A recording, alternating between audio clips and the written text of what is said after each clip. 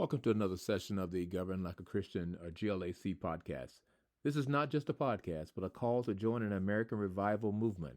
Christians are the one group in the United States of America which have not been heard from during these toxic times. It is time for us to stand up and govern like a Christian. This means we apply Christian principles to every aspect of government. The establishment Democrats keep us poor, and the establishment Republicans won't let us get rich. The far left and progressives have left all sense of societal norms and values behind. They want to diminish our right to worship and teach our children according to our religious beliefs. The far right MAGA does not mean make America great again, but rather minimize anti-God attitudes. MAGA has taken the nation right into destructive hypocrisy. This allows hypocrites to proclaim God, but govern contrary to God. Their hate-filled attitudes and chaos are attempts to return the USA to a dark time of racial divide, thus weakening the nation. Politicians on both sides try to pull us to the left or to the right, divide us, repress our freedoms, and in the end want us to choose the lesser of two evils. That time is over.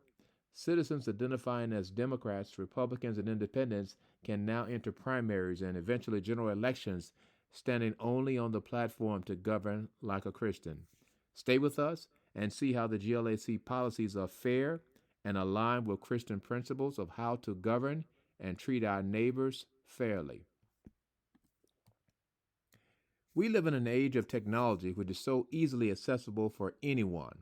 With all of the benefits of technology, there comes some risk we have been assuming.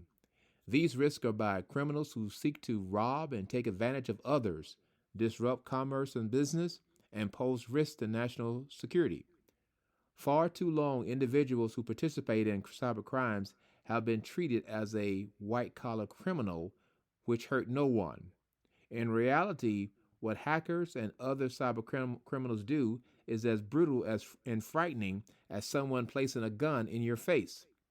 Now, with artificial intelligence, or AI, and computer learning, the opportunities for criminal activity have skyrocketed. The government needs to take specific actions right now. GLAC recommends consolidating military and civilian resources. There is a common foe that both seek to put out of business. The use of contracted cyber trackers and cyber bounty hunters will go a long way to curb cyber crimes. The USA must be in the offensive mindset at all times. Once these cyber criminals are apprehended, just punishment and consequences must be the sentence. GLAC believes that immediate compensation must be a part of any sentence as a means to compensate the victims of their cyber attacks.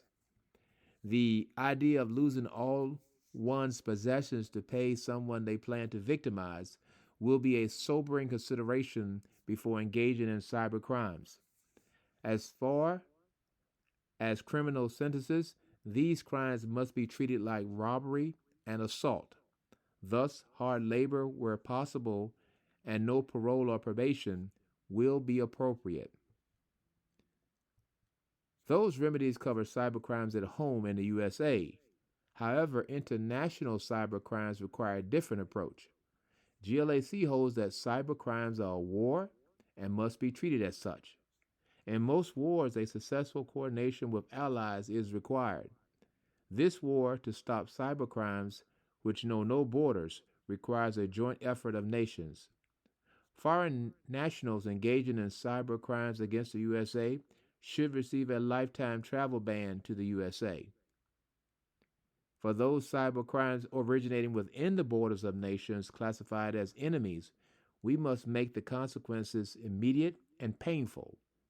If those nations plead ignorance to the cyber crimes, then they must be shown our seriousness.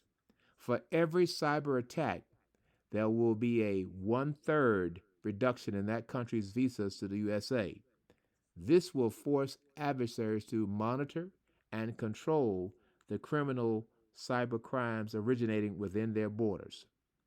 There is so much we will be able to do when we are committed to govern like a Christian. Join us on the next GLAC podcast. Thank you for listening, and God bless.